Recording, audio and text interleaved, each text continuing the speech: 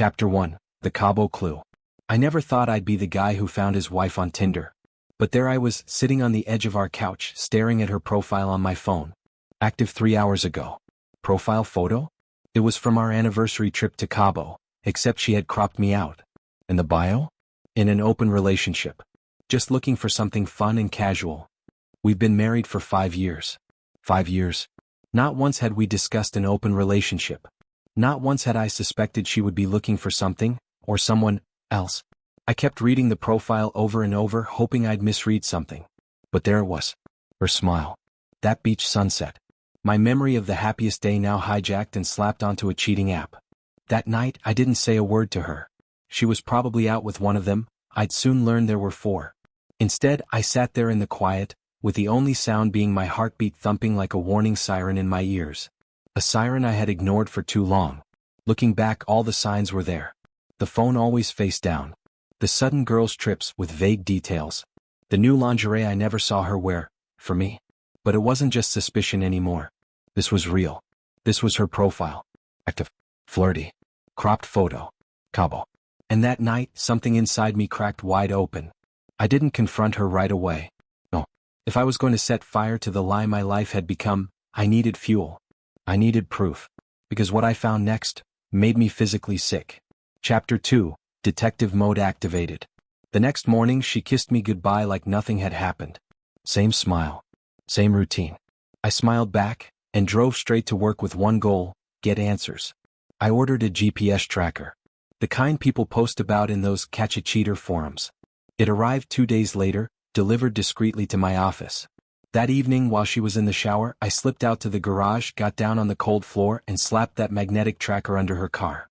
It took maybe 30 seconds, but my hands were shaking like I was defusing a bomb. And in a way I was. The app was simple. A map. A blinking dot. I started tracking her every move.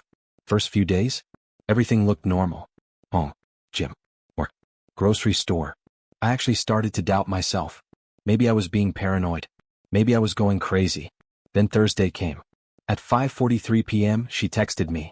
Babe, I've got to work late. Won't be home till after 10. Okay. Except, her car never went to the office. The blinking dot? It stopped moving at 6:01. At an apartment complex I didn't recognize, across town. I watched that dot sit still for 3 hours. It didn't move an inch. And neither did I. I just sat there, phone in hand, the light from the screen glowing against the wall, while I felt something inside me finally break. At 9:47 the dot moved. She was on the way home. At 10:15 she walked through the door. Hair freshly styled. Lipstick still perfect. Long day, she said. I'm exhausted. Then she smiled. She smiled at me. I'm gonna take a shower and crash. I told her, sure. You deserve it. But I knew. I knew exactly where she'd been. And I had barely scratched the surface. Chapter 3, Patterns and Proof. After that night I couldn't sleep. It wasn't just betrayal, it was calculation. She had this entire double life, and I had been nothing but a prop in her play. So I went all in. If I was going to end this marriage, I'd make damn sure she couldn't twist the truth. I started documenting everything. Tuesdays and Thursdays, that same apartment complex across town. Wednesdays, she'd tell me she was meeting a friend for coffee, 2 hours at the same little cafe. Saturdays? Yoga class, she said. But her car would be parked outside a condo by the lake. I matched up the GPS logs with her phone records. We were on a family plan, big mistake on her part. Hundreds of texts to unknown numbers. Late night calls. Always matching the addresses and time stamps. I took screenshots. Labeled folders. Compiled evidence like a prosecutor. Then I remembered something my buddy once said. If you really want to know if she's cheating, set the bait yourself. So, I made a fake Tinder profile. Some generic good-looking guy. New photos. New email. Everything. It took a few days of swiping, but then, there she was. My wife. My actual wife. Swiping through Tinder. I swiped right. She matched with me. My stomach dropped. My mouth went dry. Then her first message popped up. Hey handsome. You look like trouble. And then, she winked. I barely made it to the bathroom before throwing up. The woman who kissed me goodbye every morning was flirting with a fake man while I sat in the next room. I reread that message 10 times. Then I looked at her profile again. More photos taken in our bedroom. The bed we shared. And she was using it to bait strangers. That's when I knew I had enough to destroy her lies. But first I wanted the truth. All of it. Chapter 4. The Final Snap. Sunday morning. She was in the kitchen humming to herself, making eggs, like she was the perfect wife. I sat at the table, folder in hand. Inside. Screenshots of her Tinder profile, GPS logs, phone records, hotel charges, everything. She turned, spatula in hand, and smiled. Want toast or just eggs? I dropped the folder on the counter. She blinked, confused. What's this?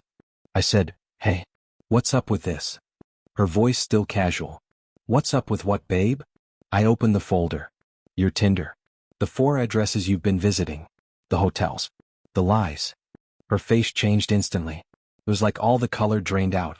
She turned off the stove, grabbed the counter like she might faint. I can explain. No, don't. I already know. That's when the performance started. First came denial. Someone made a fake profile of me.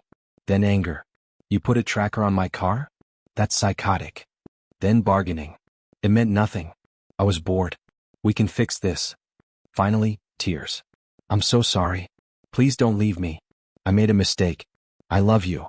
But I stayed quiet. I just let her talk, until she ran out of lies. And that's when it all came out.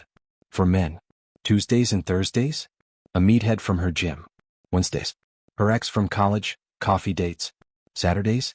A Tinder hookup she met 6 months ago. And the fourth? A coworker.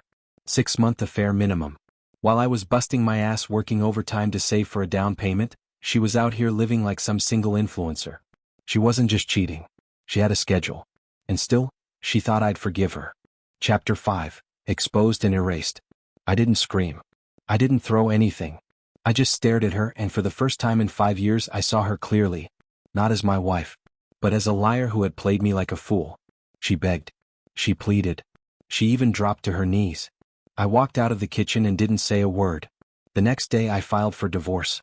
But I didn't stop there. She wanted to control the story, told mutual friends we grew apart. Told her coworkers I was emotionally controlling. Hell no. I sent her sister the Tinder screenshots. I posted a vague but clear message on Facebook about loyalty and betrayal, with just enough detail. I told every mutual friend the truth, calmly, privately, and with receipts. Her parents called me. Her mom apologized, said she didn't raise her daughter to become this. Her dad didn't even know what to say. Even her best friend sent me a message. I saw the screenshots. I'm so sorry. I can't believe she did this. And just when I thought it couldn't get more absurd. A month into the divorce, my buddy calls me, laughing so hard he can barely breathe. Bro, she just super liked me on Tinder.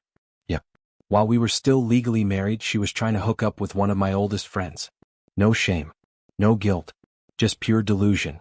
She even had the audacity to message me again. I was stupid. I didn't know what I had. Can we talk? I didn't respond. I didn't even get mad. I just hit block, and smiled for the first time in months. Chapter 6. Bullet dodged. You'd think after 5 years I'd feel broken. But honestly, I'm not even sad. I'm relieved. No kids. No house. Just a clean break. She took her clothes, a few dishes, and her car. I kept the apartment, and my dignity. At first, yeah, I was angry. But now, I wake up in silence and it feels like peace. I started going to the gym again. Reconnected with friends I hadn't seen in years. And finally, after putting it off for too long, I adopted a dog. Golden Retriever. Loyal, gentle, always happy to see me. More loyal than she ever was. My therapist says trust will take time. That I've got some scars to work through. And she's right. But I'm better now. Better than I was with someone who looked me in the eye and lied every single day. I'm dating again. Slowly. Cautiously. I tell women up front what happened. And yeah, I check if they've got active profiles. Sue me.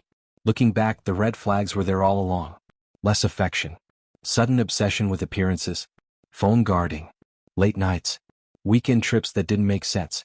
I just didn't want to believe she was capable of it. I wanted to believe we were solid. That we were building something. But she wanted excitement. Secrets. I wanted a life. And honestly, she did me a favor. If you're listening to this and you feel like something's off, trust your gut. You're not crazy. You're not paranoid. And if they're unhappy, they should just leave. Don't do what she did. As for me, I'm good. Actually, I'm better. And that girl I keep seeing at the dog park? The one who smiles at me every time our dogs play? I think I'm ready to smile back.